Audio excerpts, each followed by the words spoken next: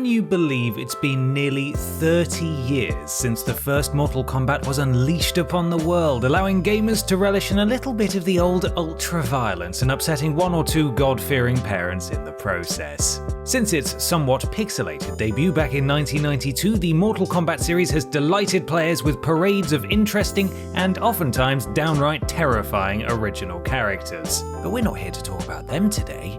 No, we're here to take a look at some of the excellent guest characters that have featured over the years, or more accurately, the ones that haven't, but definitely should.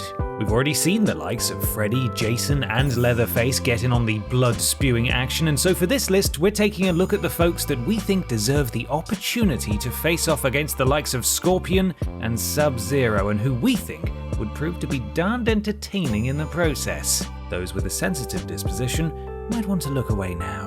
It's worth noting that some of the entries on this list have featured previously in video games, but their origins are in other media. And if you like videos like this one, you should check out our other video, 10 non-video game characters we want in Smash Bros. Ultimate, though admittedly, that one's got a lot less blood and gore. I'm Ben from TripleJump, and here are 10 non-video game characters we want in the next Mortal Kombat. Number 10. Tallahassee. Straight-talking redneck with a heart of gold and longtime Bill Murray fanboy, Tallahassee can usually be found in the United States of Zombieland, taking out the undead one shotgun blast at a time, or searching the dystopian landscape for his beloved Twinkies. We know that Tallahassee believes in blowing off some steam once in a while, and where better to do that than in the stages of Mortal Kombat? No stranger to a firearm or two, and more than proficient in melee combat, we think Tallahassee would have an absolute blast beating the proverbial crap out of a bunch of highly squishy adversaries. You just know he'd be keeping count of every visceral murder, all the while noting down ideas to try for zombie kill of the week. Personally, I'm not sure just how many different ways you can off someone with a baseball bat, but I'm certain that Tallahassee does. Somebody fetch that man a Twinkie. Number 9. Indiana Jones. When he's not busy hanging out in the Temple of Doom or recovering the Holy Grail, Dr. Henry Walton Jones Jr. Nice name, loser. Loves nothing more than dishing out a good bum kicking to a menagerie of deserving goons. Armed with a pistol and a whip, Indy can hold his own against a variety of different enemies and can pull off everything from simple, fuss-free takedowns to outlandish and ostentatious kills. We reckon he could have a lot of fun using his whip's Scorpion style to grab hold of enemies before unleashing upon them a hail of bullets or a swift kick to the gonads. Not to mention the possibilities of being able to fling his hat around Oddjob style. And yes, we know Kung Lao has a hat thing as well, but let's face it, Indy's just so much cooler. We also know that Henry J has experience with the supernatural, and what we wouldn't give to see him calling upon the Ark of the Covenant to melt a face or two, or forcing some unsuspecting opponent into drinking from the not Holy Grail. Raise your hand if that scene haunted your nightmares as a kid. Paging Dr. Jones to the ER, patient with melted face waiting. Number 8. Lord Voldemort. Unlike many other entries on this list, old Voldy isn't much famed for his hand-to-hand combat skills, but don't let that put you off.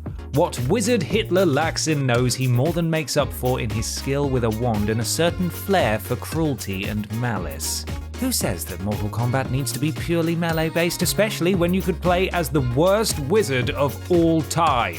There's no reason why Tom Riddle couldn't still take a kicking from Johnny Cage, but imagine the fun you could have flipendoing your opponents across the stage, casting Protego to block incoming attacks, and tearing your adversaries apart with a well-timed Sectum Sempra. As for fatalities, while the Harry Potter films kept the effects of its unforgivable curses fairly PG-13, there's no reason for MK to stick with this.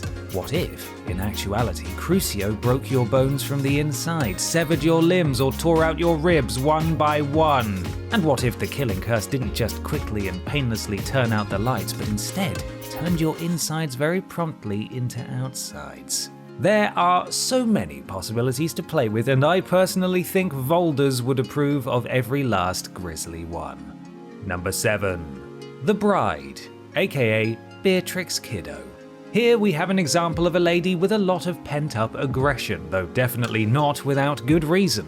Shot in the head and left to die by her ex-lover/employer at her own wedding, BEATRIX KIDDO has just got one goal in life: Kill Bill. and spoiler alert, she's already done that, so Weird TripleJump thinks she deserves the opportunity to use her unique set of skills against a bunch of very killable foes who will definitely appreciate them.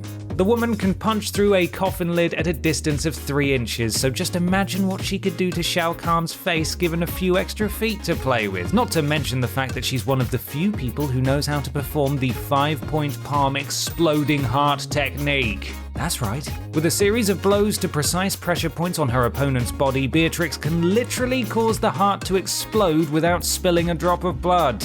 Though we see no reason why she couldn't if she wanted to. Throw into the mix a katana so sharp you could chop up, well, Kitana, and you've got a recipe for extremely bloody, visceral success. You go, girl. Number 6. Wolf from Gladiators. If you were alive in the 90s, you'll remember Gladiators as the pinnacle of Saturday night telly. And if you weren't alive in the 90s, massive condolences because you missed out on a right gem. Hosted by Ulrika Jonsson and John Fashanu, this game show pit contestants against so-called gladiators in a number of physical events, such as Atlas Spheres, Hang Tough, and my personal favourite, Duel, which involved the contestant and the gladiator smacking each other with giant cotton buds. Actually, it's called a pugil stick. Probably the most memorable gladiator of them all, though, was serial misbehavior and notorious sore loser Wolf. Remembered as much for his bad attitude as his athletic prowess, his antics delighted viewers week after week, which is why we reckon he'd fit right in with the Mortal Kombat crowd. We've witnessed him knocking down contestants, pushing them around, and getting aggro to his heart's content, but take away all that safety gear and we reckon our Wolf could have a hell of a time knocking 9 bells out of the likes of Quan Chi and Sonya Blade. Heck, we reckon he could tear apart an adversary or two using nothing but his bare hands and his pure, unbridled rage, fueled only by the power of incessantly booing crowds. And if nothing else, just think of all the places he could pop that, pugil stick. Number 5. Ellen Ripley. Fans of Mortal Kombat X will be familiar with the alien, aka Xenomorph XX121, the welcoming extraterrestrial who befriends the crew of the Nostromo and shares with them a great recipe for raspberry scones. Well, it turns out that Ellen Ripley isn't much of a fan of the baked treat, so she's got it out for Alien and all of its Xenomorph buddies. None of that is true, of course, as the alien is an absolute abomination and we fully support Ripley in her mission to kill it with fire. If for no other reason than it would be thoroughly satisfying to see the two duke it out with hand-to-hand combat, we desperately desire to see Ripley featured in the next Mortal Kombat along with her slimy alien pal. And when she's bored of punching and kicking the heck out of evil E.T., she can pull out her trusty flamethrower and finish the job in dramatic style.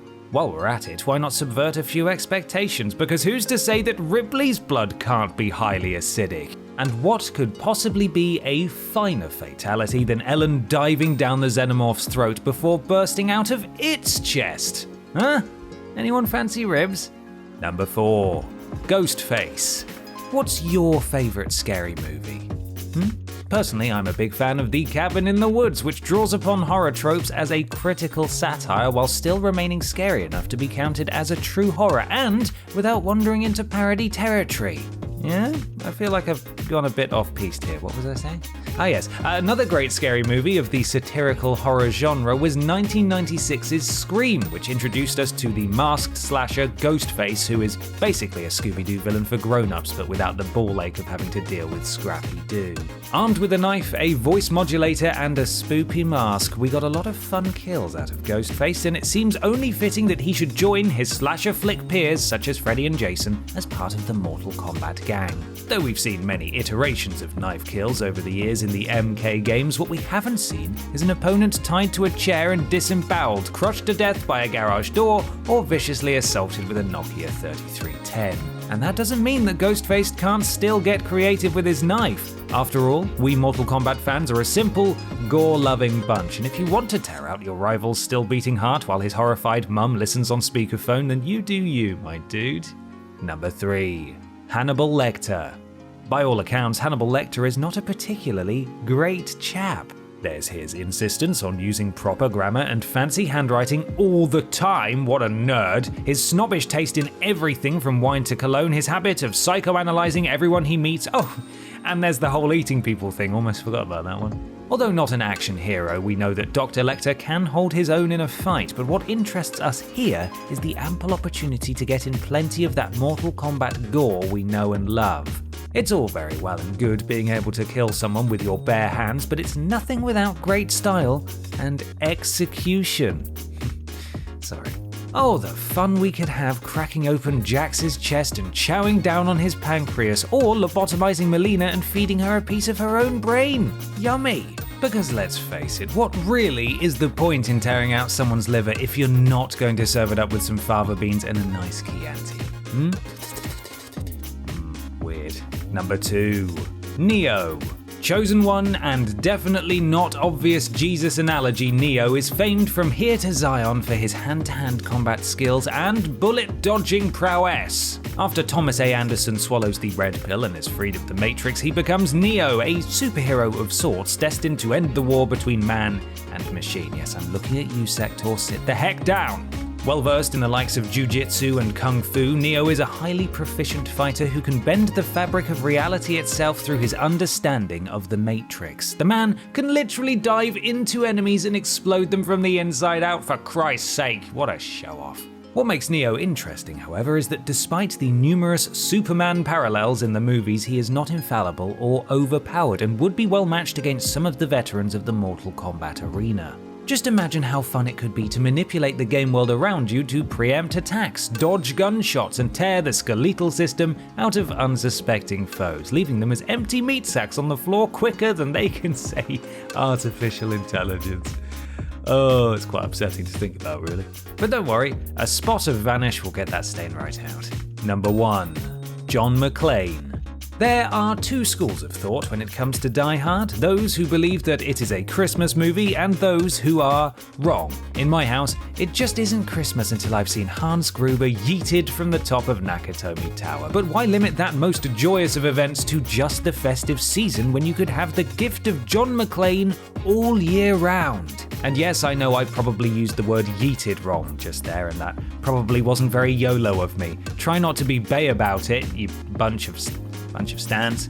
Anyway, no one dies harder than John McClane, and that is a fact, so why not introduce him to a setting where he can die and cause the death of others pretty damn hard over and over again?